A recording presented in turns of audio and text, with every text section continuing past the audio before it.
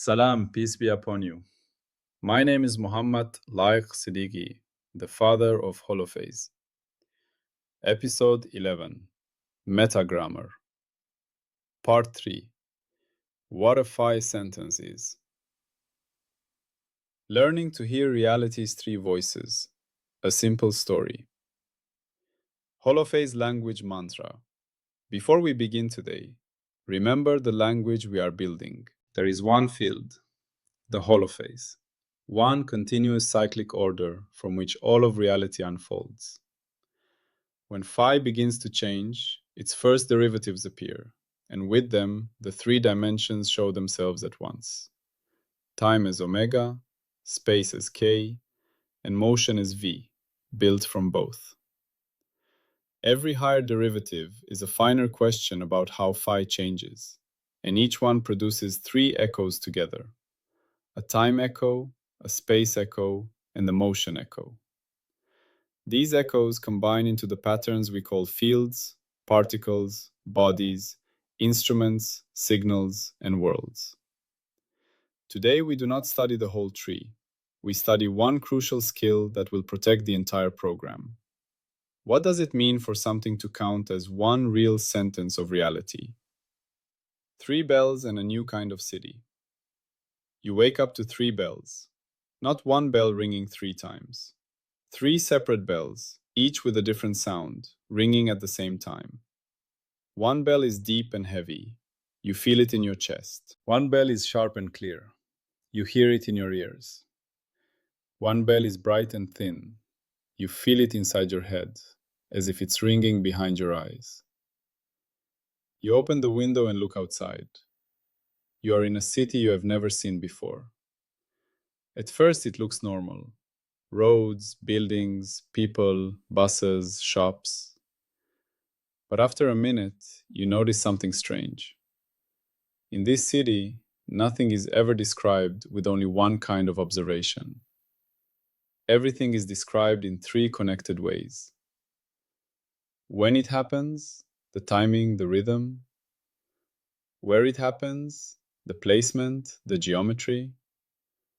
How it moves between places, the motion, the transition. Even the simplest things. A person crossing the street is not just a person crossing the street.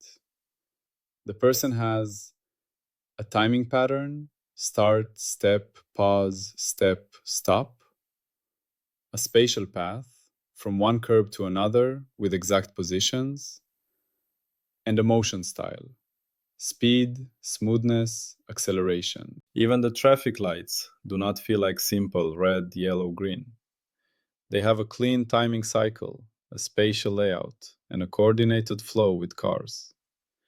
It is as if the city is trained to think like a careful scientist. You look down and see a note on the table. It says, "Meet me at the corner of rhythm and pattern. Bring your ears, your eyes, and your sense of motion. You have an appointment with the impossible." You don't know what that means, but you feel a clear instruction. Today is the day you begin a new kind of training. So you go outside and start walking. 2. The corner of rhythm and pattern. The corner is real. There are street signs, Rhythm Street, Pattern Avenue. At the corner, you see a woman practicing with a small drum. She is not trying to impress anyone. She is simply training, like someone doing exercises in the morning. She is barefoot on the stone ground. In front of her is a drum. On the ground, you see chalk marks, A, B, and C. She begins. First, she plays the drum. Tap, tap, tap, pause. Tap, tap, tap, pause. You can tell immediately, it is not random. The same shape repeats. Then she moves. She starts at A, moves to B, moves to C, then back to A. Again, not random, a triangle. Then she continues, drum and movement together. At first you think, I'm watching a woman drum and dance. But the longer you watch, the more you feel that her action has three layers at once. And you suddenly understand why you were told to bring ears for the timing, eyes for the space, and sense of motion for the transitions. You decide to train yourself in the way this city expects. Step 1. Close your eyes. Time voice. You close your eyes and only listen. You track the rhythm. The drum gives you when information, how long the gaps are, how regular the taps are, how the pauses are placed. In Holophase language, this is the time voice. Omega. Not clock time, not a calendar, but the structure of timing, the rhythm of change. Step 2. Cover your ears. Space voice. Now you open your eyes but block your hearing. You watch only where she stands. You see the triangle.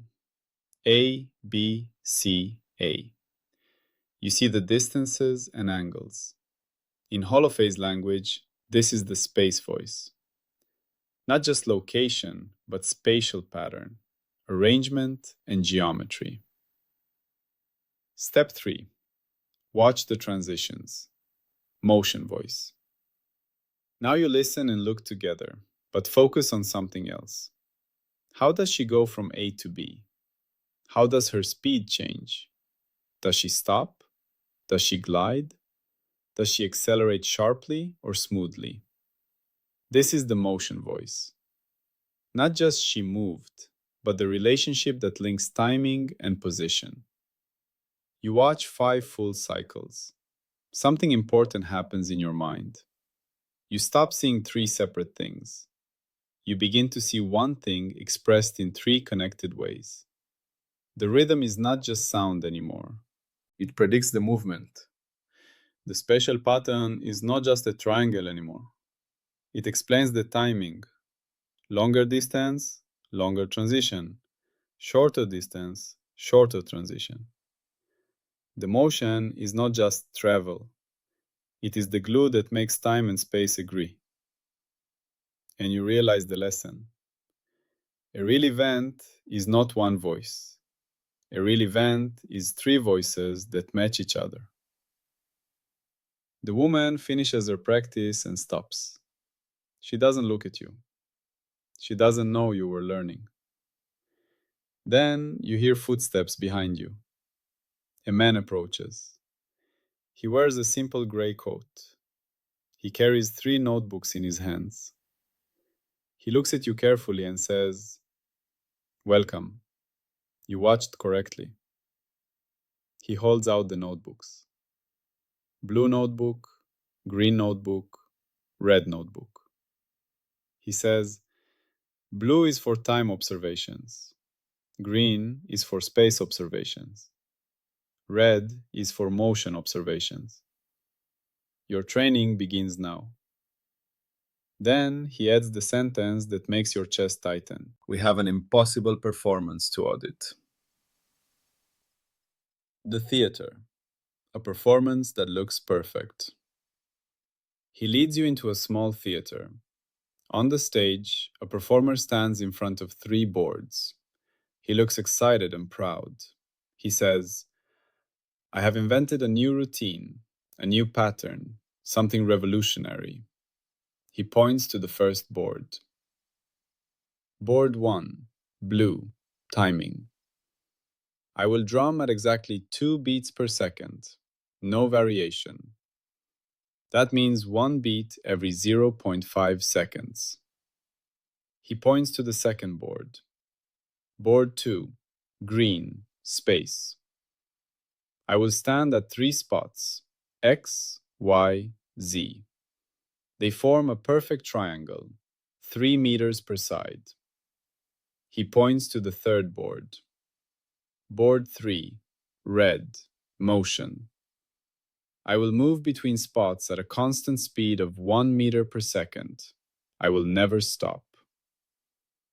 The performer turns to the audience like he expects applause already. The man in the gray coat whispers to you, "Audit it." So you open your 3 notebooks. The performer begins. He drums. Tap, tap, tap. The rhythm seems perfect. He moves. X to Y, Y to Z, Z to X. The triangle looks correct. His motion looks smooth. He finishes and bows. He says, "See? Perfect. Revolutionary." The room is quiet. People look impressed. But you feel something strange. Not emotion, not doubt. A type of discomfort, like when a story has a small mistake that ruins the logic, even if the language is beautiful. You look at your notebooks. You think carefully. Then it hits you. The 3 boards cannot all be true at once. If the distance between points is 3 meters, and he moves at 1 meter per second, then moving from one point to the next takes 3 meters divided by 1 meter per second equals 3 seconds. If he drums at 2 beats per second, then in 3 seconds you should hear 2 beats per second times 3 seconds equals 6 beats. But you did not hear 6 beats between points. You heard fewer. You check again. You check your measurement. Here is the shocking part. When you measure each part separately, each part seems correct. The timing really is close to 2 beats per second. The triangle really is close to 3 meters per side. The speed really looks like 1 meter per second. And yet, together they do not fit. You realize, the problem is not that he's lying about one thing. The problem is deeper. He has created a beautiful contradiction. The man in the gray coat watches you. He is waiting for you to speak. You step forward. You say to the performer calmly, "Your routine doesn't add up." The performer frowns. "What do you mean? Everything was perfect." You answer, "That is exactly the problem. Each part can look perfect alone, but together, the 3 parts describe something reality cannot do. If your timing is right and your speed is right, your distance must be different. If your distance is right and your speed is right, your timing must be different. If your distance is right and your timing is right, your speed must be different. Your 3 claims cannot all describe the same single event." The performer stares at you.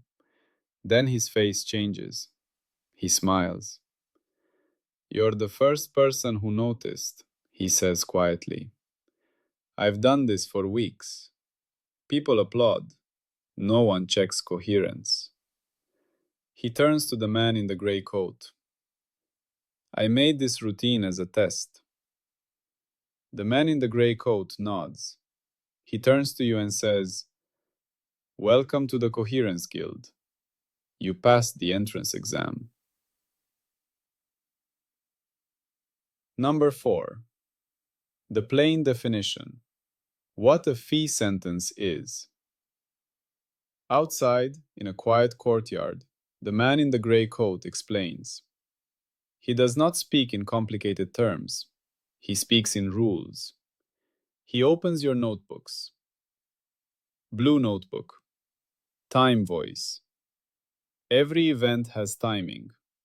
Not just when it happened, but its internal rhythm, durations, intervals, sequences. That is omega, the structured pattern of change in time. Green notebook. Space voice. Every event has placement, not just where it happened, but the spatial shape, arrangement, distances, geometry. That is K, the structured pattern in space.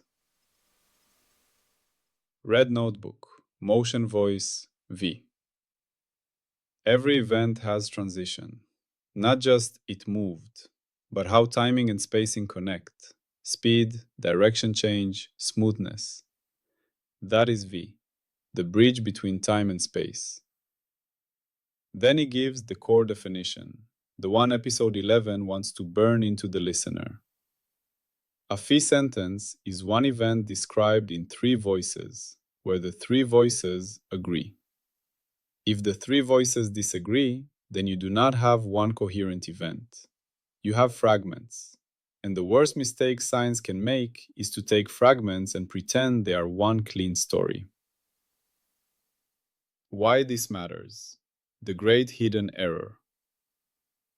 The man says something that changes how you think. He says, most people assume science fails because the world is hard. But science often fails because it accepts incoherent descriptions. We collect timing data from one instrument. We collect spatial data from another instrument. We infer motion from a model. Then we pretend these three sources automatically describe the same event. But that is not guaranteed. When they do not match, people often hide the mismatch with vague words: noise, systematic error, within tolerance, uncertainty. Sometimes those explanations are true, but sometimes they are just a way of avoiding the central question. Do these three views actually describe one coherent event? He points at your notebooks. This is why episode 11 is needed, because episode 10 gave us power, measurement, programming, engineering. But once you have power, the biggest danger is not physical. The biggest danger is epistemic, building powerful action on incoherent knowledge. 6. Market practice. Coherence is normal life. He takes you into the market. He says, let's practice with something simple. A fruit seller is working. She has a routine. Pick apple, weigh apple. Bag apple, hand to customer. You watch her carefully. Time voice. She works with steady timing. Space voice. Her hands move through a stable spatial path. Motion voice. Her motion fits the timing and spatial layout smoothly. Then a customer demands speed. 3 apples, fast.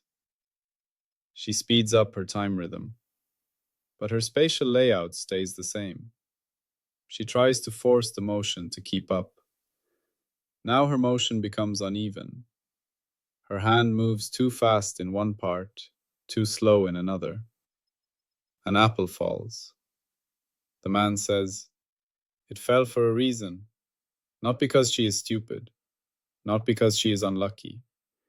It fell because coherence broke. Her time voice changed, but her motion did not properly reconcile with her space voice. Then he adds, this is not special. This is everywhere. A heart arrhythmia is coherence failure. A machine vibration breakdown is coherence failure. A social system collapse is coherence failure. A theory collapse is coherence failure.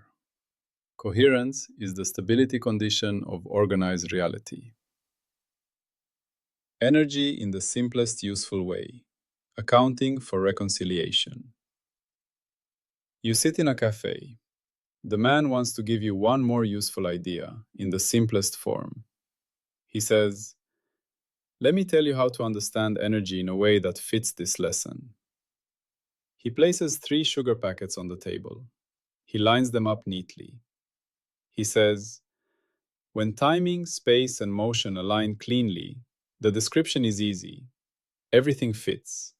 Now watch. He shifts one packet out of line. He says, when one part does not match the others, you must do extra work to reconcile. You must ask, is the timing wrong? Is the distance wrong? Is the inferred motion wrong? That reconciliation is a cost. In this context, you can think of energy as the accounting of what it takes to hold structure together or reconcile differences. Then he makes it even more every day. He says, think of your monthly budget. when your salary arrives regularly, time, and your spending is in expected places, space, and your cash flow between accounts makes sense, motion. Your life feels stable. But if salary timing changes, spending patterns jump, and the bank balance does something that doesn't match either, you feel stress.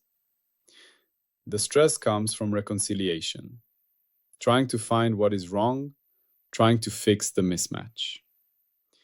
The impossible performance in the theater was like a budget that cannot be reconciled no matter how you try.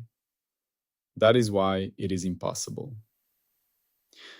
This makes the point clear. Contradictions are expensive. Coherence is stable.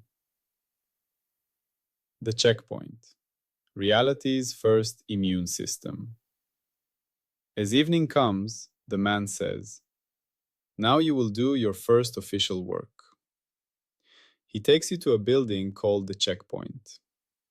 Inside, people sit at stations. Each station has 3 screens. Blue screen, timing stream, spatial stream. He says, "Nothing enters the official record without passing this checkpoint. Your job is not complicated. It is disciplined." He places you at station 14. He says, "You will receive data packets. Your job is to decide. Does this packet describe one coherent fee sentence?" He gives you 3 tests. Test 1. Timing consistency.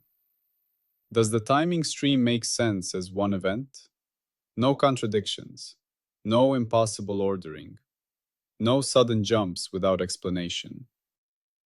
Test 2. Spatial coherence. Do the spatial positions make sense as one event? No being in 2 places at once. No impossible geometry. No broken path without declaring fragmentation. Test 3. Motion reconciliation. Given timing and positions, does the motion make sense? Velocity is consistent with position changes. No infinite accelerations unless clearly justified. No contradictory trajectories. He says, all 3 must pass.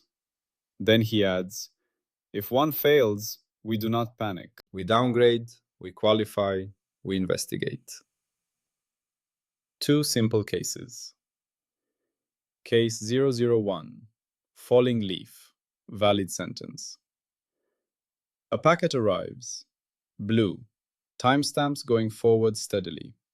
Green, positions descending smoothly. Red, velocity consistent with change. You check. Time stream consistent. Space stream continuous. Motion matches both. You stamp. Value phi sentence. Case 002. Strange crossing claim. Not yet a sentence. A packet arrives. Blue suggests an overlap in existence. Green suggests a barrier between positions. Red is unclear, possibly implying instant movement. You check. You cannot reconcile motion with timing and space cleanly. You stamp. Measurement fragments, not a coherent phi sentence. You ask the man, does this mean it is false? He answers, no. It means it is not licensed as a single event description.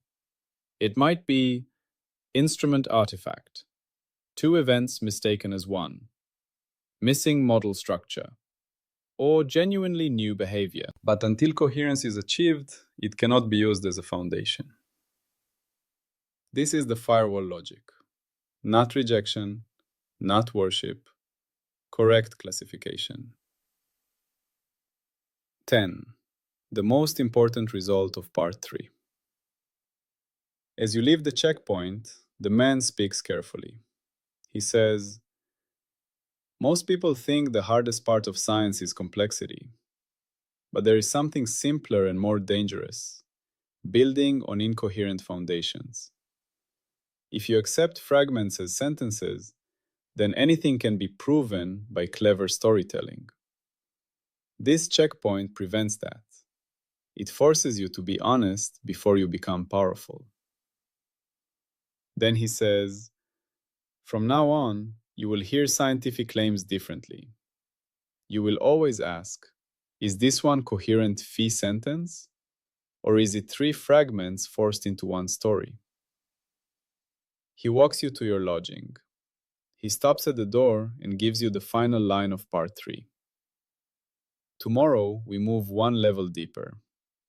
Today, you learned what a sentence is. Tomorrow, we learn what makes some sentences possible and others impossible. That is grammar. He leaves. 11. Closing reflection. Simple, clear. In your room, you open the 3 notebooks: blue, green, red.